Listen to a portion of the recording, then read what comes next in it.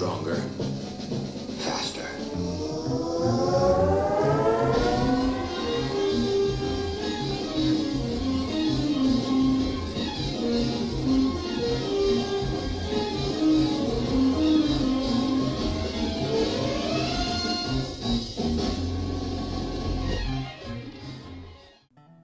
Oh, hi there. I'm AJ Pickett from the mighty gluestick, and I'm here with a bunch of other fantastic gamers and game masters. And we want to explore the question, how do we deal with player-on-player use of the charm spell? So, no fun. How do you deal with it, first off? In my early career, I did allow it because I thought it was just a part of the game that was there. But over the years, I've realized that player-on-player manipulation sucks, because inevitably what ends up happening is one person's obviously like leagues better than someone else, and you just get into this situation where someone can just dominate another person, and that's really not fun. It definitely shuts down a lot of play. It shuts down a lot of creativity on some people. So I definitely put a stop to any sort of player versus player in regards of both combat and in regards of, you know, magical abilities and all that fun stuff, or not fun stuff. Yeah. All right. Yeah, definitely just kind of the kibosh right from the very beginning. Cool. Wally, how about you? What are your thoughts on it? My first thought's going to go to the sweat that's pouring down from my forehead, because nothing's going to kick up anxiety like player versus player stuff. Having two players having to square off and do skill checks against each other is not one of my favorite things to do. And I'm going to equate this question very similar to an experience I had where they're just trying to pickpocket the other player or the other player's characters. And it just, I know from experience, I just again, the sweats came in, it's just started getting anxious about it. And so I would rather that not happen. I would probably take a break at that point. Now, there are parts of a game where this could come into effect. Perhaps the character, I'm just going to go out on a limb here and say like a helmet of alignment changing or something where the character is actually trying to use their spells like a charm person to manipulate another player, but it's only because maybe of a cursed item or something like that where I would allow that. But if it's just plain out my character wants to try to charm the other player, the other player's character, then I'm going to call for a recess. I'm going to grab myself a cold frosty drink and we're probably going to sit down and have a conversation. Yeah, that sounds pretty fair. Freddie, how about you? I didn't mean to get serious or anything. No, I think it's a very serious topic, or at least it can be a serious topic. It can be like, depending on how that situation goes, I think that can be the kind of thing where someone stops coming to a game. So no, I think it's worth a little recess, especially the first time it ever happens or pops up. I think it's mainly just if one player is just trying to be manipulative.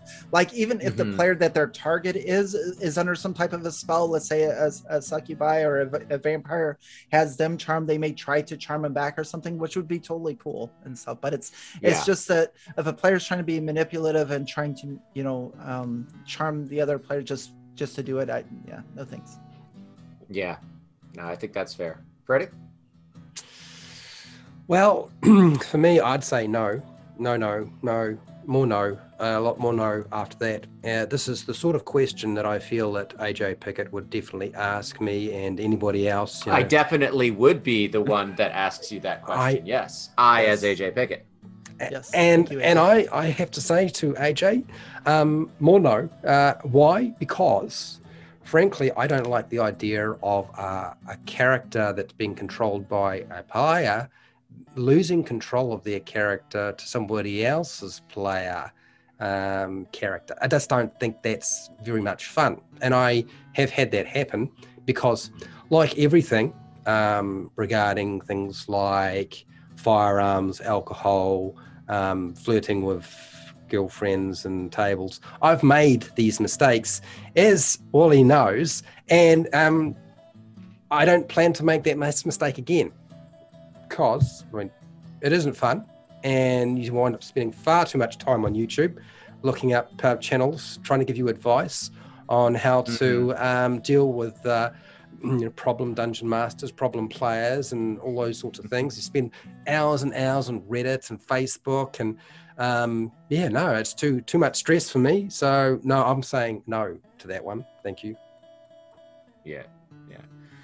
All right, so for me on the answer to this question, it's going to land in the no category, but I'm going to kind of get there in a slightly different way. I'm a huge fan. People that watch Roll for Initiative, because that's who I actually am. I'm a huge fan of lines and veils and safety tools and introducing those really early. And I like to introduce the idea of PvP is kind of an orange card for me, right? It's definitely something that maybe it can happen, but let's have a conversation. We'd probably take a little bit of a pause while you were saying, to be like, why is this happening? Are we as players cool with this? Are we as characters understanding what's going on? And I feel like having that conversation early on a session 0, or even before a session 0, preemptively stops something like Charm Person against another player from happening. Because, and all three of you were saying this, for me, it's all about player agency. Taking away player agency is a huge, tricky orange card or red card for me. Now, I do think it's different to say as a GM when you have an NPC adversary that takes away player agency by charming them or casting Dominate Person or whatever. I think that's a different kettle of fish. The other thing about the specific way that AJ worded this question of saying the Charm Person spell, well, as much as I'm not a rules lawyer type person that goes to the book, the verbiage in 5th edition of Charms Person is you treat them as a friendly acquaintance. The friendly acquaintance is the barista that knows you like oat milk in your coffee. They're not your best friend. And so if you went in every other Saturday like you always did, and you got your coffee, and the barista was like, oh, hey, Wally, by the way, that necklace that was your grandmother's, and it's the only memento of hers that you have, and it's the thing you love the most, give it to me right now. You wouldn't do that. You wouldn't do that. So I think this sometimes boils down to players trying to use those spells in a way that they're not really meant to be used. Mm-hmm. And I would go as far to say that most adventuring parties, the relationship between the characters is already beyond casual, friendly acquaintance. You're probably adventuring with a group of people that are your friends or close to being family-like. Mm-hmm. So if nothing else, casting it would have absolutely zero effect. Actually, but that's a really good way to rule that. Well, you're already friends, so yeah. You actually does it degrade? And they like you less now. So I think I would get to a no in a slightly different way. But if I'm running a convention game or Pathfinder Society, or well, clearly that's a different game, but whatever. A pickup game, it's just a hard no. It's we don't do that here. Around the table, it's real tricky. Yeah. I have one thing to add. All right. And I left that out because it wasn't as much fun as to do what I just did. The reality is that if I have a bunch of people that I know reasonably well and I know that they can abide by the rules, and I often find players struggle with this, I always say to them, look, if you're going to cast a spell or do anything that's going to affect another character, with your class features and so forth, you have to ask permission. You're going to cast Fireball on the group? Well, you better ask to make sure they're all right with that before they get scorched. And I would approach Charm Person the same way in my group. But I also know the reason that people specifically Charm Person is usually the motives are they're not pure usually. So so my answer is very similar to yours, Ryan, but I don't want to put that out there because I honestly don't think that most groups can cope with that. I know that even amongst my friends that sometimes it's a problem. You're not casting Charm Person to get the bard to eat their broccoli. Not at all. Not even if they like broccoli. Even if they like broccoli, yeah. You cast it, eat your broccoli. Yeah, okay.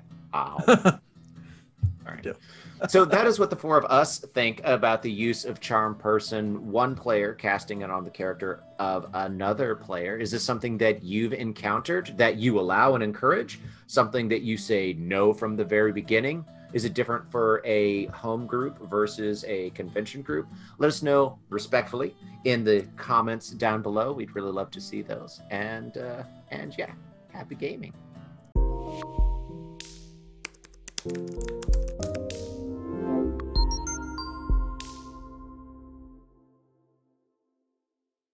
I don't know why I did a happy gaming like it's what I always say. I've never said that in a video before. Oh, Keep rolling those 20s. no. His outro is different, but I'm for the life of me, I can't remember what his outro is. Wait, YouTubers have outros? Oh yeah, they do. Come on, how many videos have you done? You don't have an outro yet? Well, it's just that, literally like 0% of an audience actually watches the outro, right?